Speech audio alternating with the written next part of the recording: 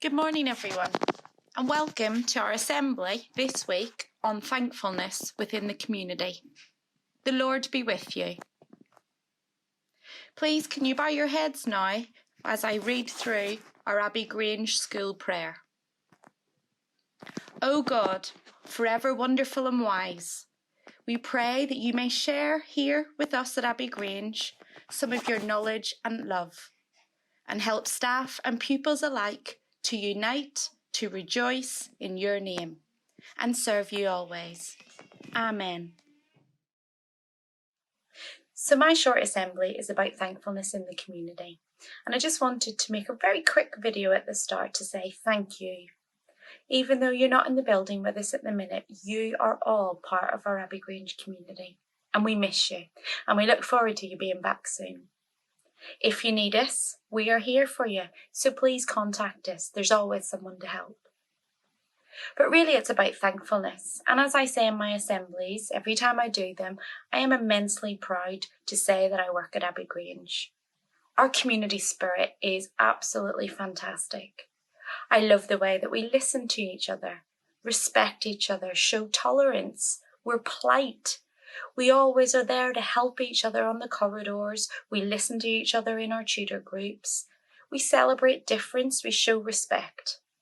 And I'm really, really proud of that. So I want us to spend a couple of minutes thinking about your friends whenever you're at school. Take a minute and think about what is it that you're thankful for whenever you're in school, but also what are you thankful for whenever you're at home? And then we're going to have a quick look about what we have been thankful for within the community, especially over the recent couple of months. The past few months has been challenging for us all, not being able to see our friends and family. But there has been great opportunities to demonstrate as a community how we are thankful for all of the hard work that has been put into caring for us as a community. We have got to clap every Thursday evening for the postmen, the bin men, the key workers, the carers, all of the people that have helped on the front line to get us through this COVID crisis. And it's been a wonderful opportunity for us to wave at neighbours that we might not necessarily speak to. So have a think about what you can do in your community whenever all of the social distancing measures relax. As I said at the start of this presentation, you are part of our community, and we want to help you, especially during this period of lockdown. Remember, we are thankful for you, for all you're doing at home with your remote learning, the support you're giving to your families and friends and communities during these challenging times.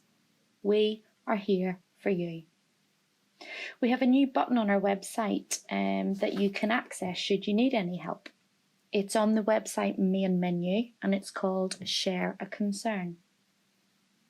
Maybe you're feeling anxious, struggling with your remote learning, feel like you need some emotional support about coping with lockdown or have no one to talk to. Maybe the injustice of the murder of George Floyd is weighing heavy on your heart. We are here to help you. So please remember, if you need us, click on the button and someone will get in contact. This week would have been our week where we celebrated Ethiopia Day. And Mr. Watson is going to talk through a little bit about Ethiopia Day and how it is such a wonderful event for us as a school. Hi everyone, it's Mr. Watson here. I just thought I'd take the opportunity this week to talk to you about Ethiopia. The reason why I want to do this week is because we normally would have our Ethiopia Day this Friday, which is a big event in our school calendar. And it's a real shame that we can't do it this year for obvious reasons. The event that we have on Friday normally would a lot of the students will be involved in a lot of activities that are put on by the Ethiopian community from Leeds.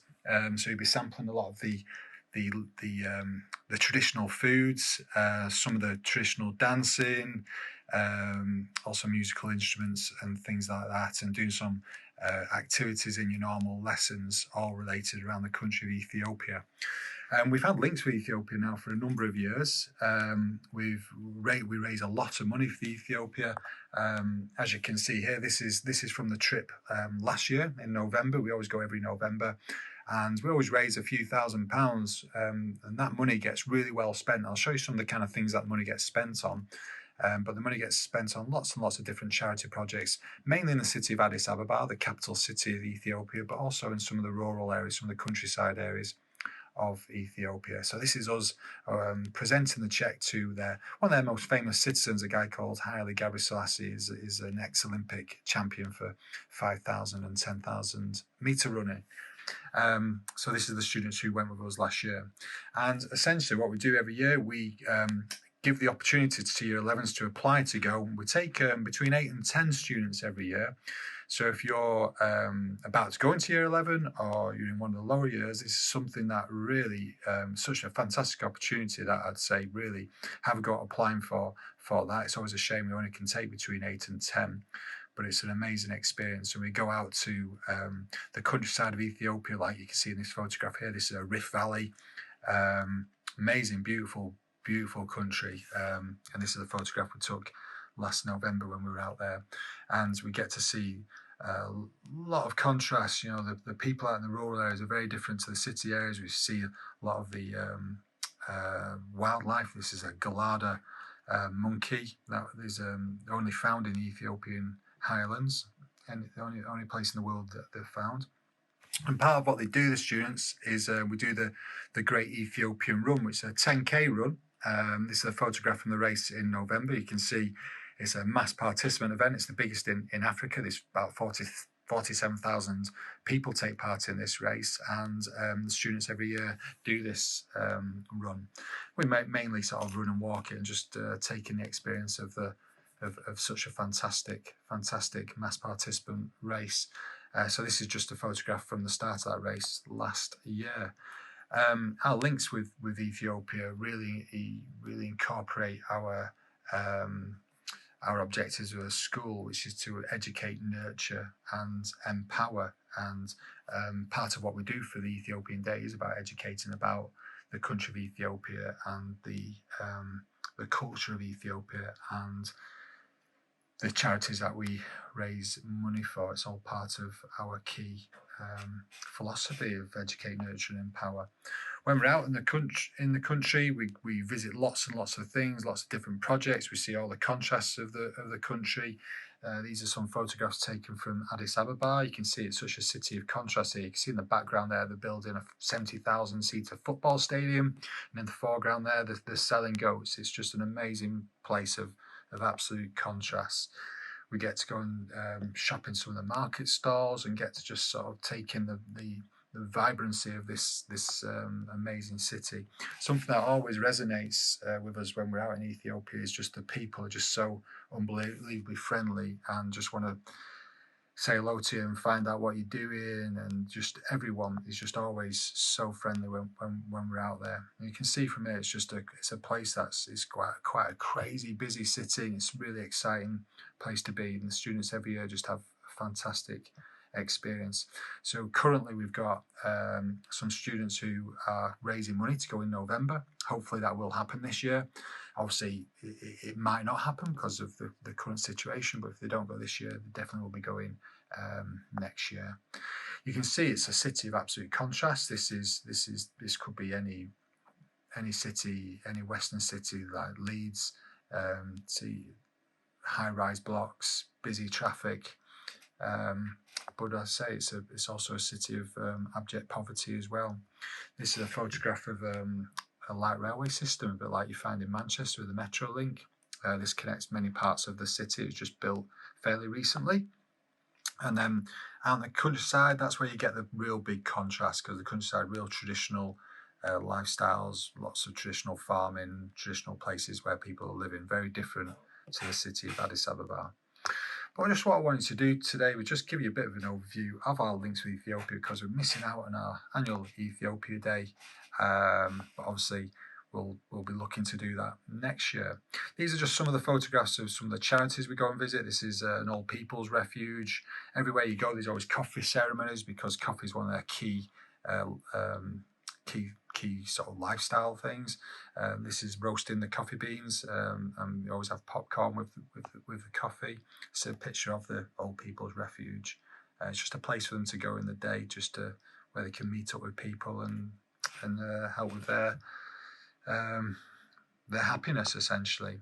This is another project we went to, which is a safe house, which is a refuge for women who've been subject to violence in their lives. These are the people who are running that place. And just everywhere you go, you just meet amazing people, just really friendly. But also these people are just doing amazing stuff for their particular charity projects. And again, they're roasting coffee beans for us as visitors. Another thing we do is we go and do go and visit the children's races for the Great Ethiopian Run. These take part the day before the actual race itself, and we get to sort of start the races and watch the races, and it's just always such a brilliant experience for the students who go, and also the staff who go as well. This was taken from a couple of years ago when we just before the race, actually. The Great Ethiopian Run itself was a really big mass participant race. And there's another photograph of it. So just a few photographs to show you, and just a little bit of input about our links to Ethiopia. And it's a shame we can't have Ethiopia Day this Friday, but I'm sure we'll have that next year when things return to normal. So hopefully you're all keeping safe and you're all happy, and perhaps I'll see you all in September. Thank you very much. Bye.